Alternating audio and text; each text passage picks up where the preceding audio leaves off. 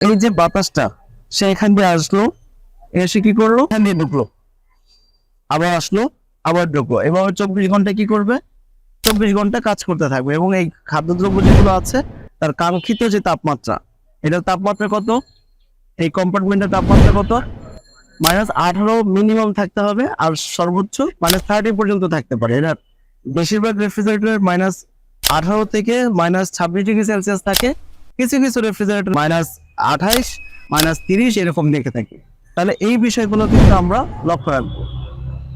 তাহলে বাতাসটা আমার এইভাবে সার্কুলেট করবে। এখন যে কভার গুলো আছে এখানে কিন্তু একটা টেকনোলজি দেওয়া আছে, এখানে একটা ডিজাইন করা আছে, এয়ার ফ্লোর ডিজাইন, যে বাতাসটা কোথায় কতটুকু ডিস্ট্রিবিউট হবে।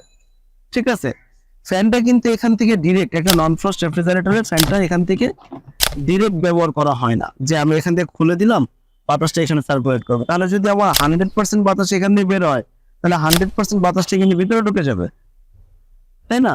তাহলে এখানটা কিন্তু দেখা যায় যে এইখানটা ফ্যানটা যেখানে থাকে সেখানটা কিন্তু বন্ধ, কিছু জায়গা খোলা আছে, কিছু জায়গা কিন্তু বন্ধ আছে। বন্ধ কেন?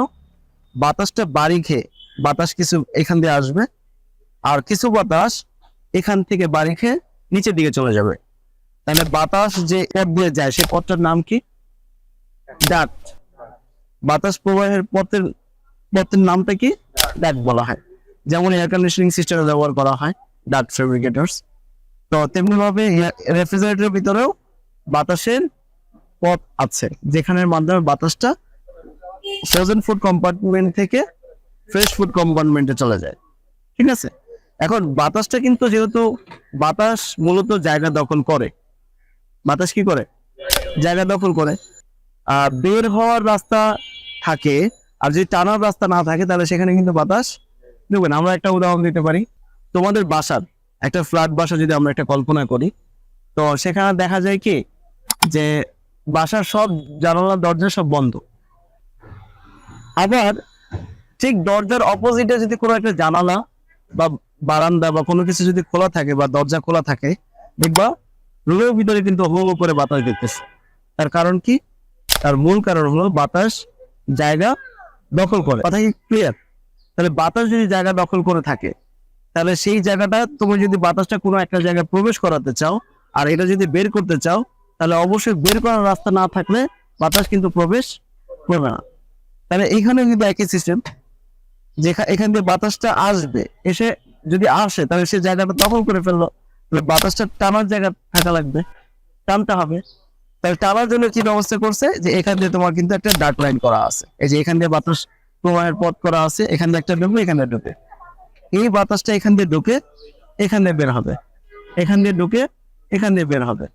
একই নিয়মে এখান থেকে কিছু বাতাস, এখান থেকে কিছু বাতাস বাড়ি খেয়ে সেই বাতাসটা এই ডার্ট লাইনের মাধ্যমে আবার নিচে চলে যাবে, নিচের থেকে গিয়ে আবার একই বাতাস এই কক্ষের ভিতর যে শাকসবজি থাকবে ফুড কম্পার্টমেন্টে, সেই বাতাসটা আবার এখান দিয়ে ঢুকবে। এখান দিয়ে কিন্তু একটা রাস্তা করা আছে, ঠিক আছে, এখান দিয়ে কিন্তু রাস্তা করা আছে, এই রাস্তা দিয়ে ঢুকে আবার পুনরায় ওখানে যাবে। তাহলে এই যে এয়ার সার্কুলেশনটা, এই এয়ার সার্কুলেশন যদি তোমরা এজ এ ডিপ্লোমা ইঞ্জিনিয়ার হিসাবে যদি এয়ার সার্কুলেশনটা না বোঝো, তাহলে তোমরা শুধু রেফ্রিজারেটর না, এয়ার কন্ডিশনিং সিস্টেমও কাজ করতে পারবে না। কারণ তুমি যদি একটা কক্ষের ভিতরে ঠান্ডা বাতাস প্রবাহ করতে চাও, তাহলে তোমাকে ওই রুম থেকে গরম বাতাসটাকে টেনে আনতে হবে।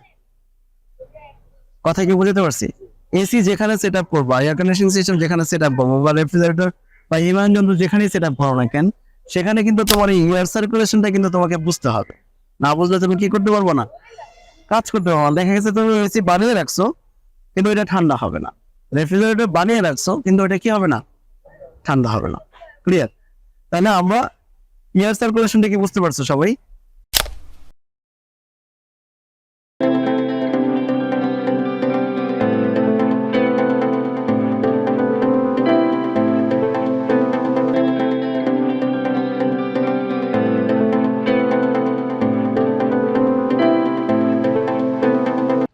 দক্ষ হয়ে বিদেশ যাব।